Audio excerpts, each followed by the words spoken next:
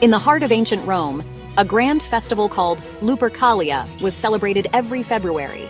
It was a time of wild merriment. Men would sacrifice animals and run through the streets, playfully striking young women with strips of animal hide. They believed it would bring fertility and good fortune. The festival also had a curious tradition, a lottery where young men drew the names of women, forming temporary couples. But amid the chaos and laughter, a quiet rebellion was brewing.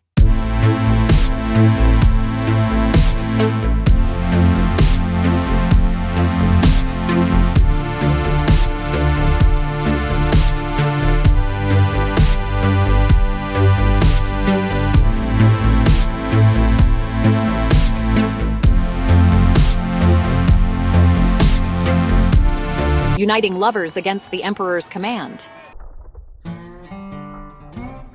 One fateful evening, the guards stormed into Valentine's hidden sanctuary. He was arrested, thrown into a cold prison cell, and sentenced to death.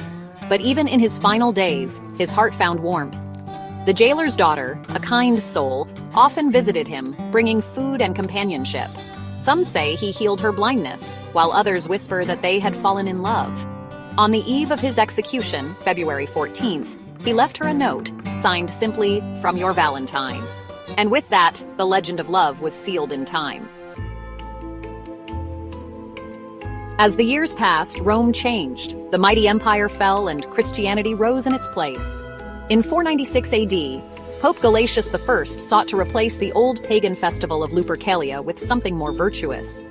He declared February 14th as Saint Valentine's Day, in honor of the priest who had sacrificed everything for love. Centuries later, in the Middle Ages, the belief spread that birds chose their mates on February 14th. Inspired by nature's romance, poets like Geoffrey Chaucer wrote of love blooming in February, and soon knights and fair maidens exchanged love letters, poetry, and tokens of affection. By the 19th century, the tradition had taken a new form. Mass-produced Valentine's Day cards flooded England and America. Factories printed delicate lace-trimmed notes, lovers sent heart-shaped messages, and chocolatiers like Cadbury introduced sweet delights wrapped in ornate boxes. The 20th century saw Valentine's Day grow even bigger. Jewelry stores, florists, and restaurants turned the occasion into a grand romantic event. Young couples planned dreamy dates, exchanged roses, and whispered sweet nothings over candlelit dinners.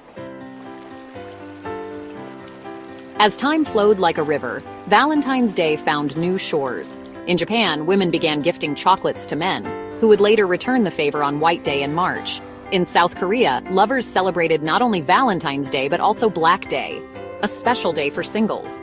Even in India and China, despite cultural debates, young hearts embraced the occasion. Yet not all welcomed the tradition with open arms. Some saw it as overly commercialized, while others viewed it as a foreign influence. And still, despite debates, opposition, and change, love continued to flourish. Because love, like a stubborn vine, always finds a way to grow. Today, whether in bustling cities or quiet towns, Valentine's Day remains a symbol of love, devotion, and heartfelt gestures. Young couples exchange gifts, social media buzzes with romantic confessions, and the spirit of Valentine, the priest who dared to defy an emperor, lives on in every whispered "I love you."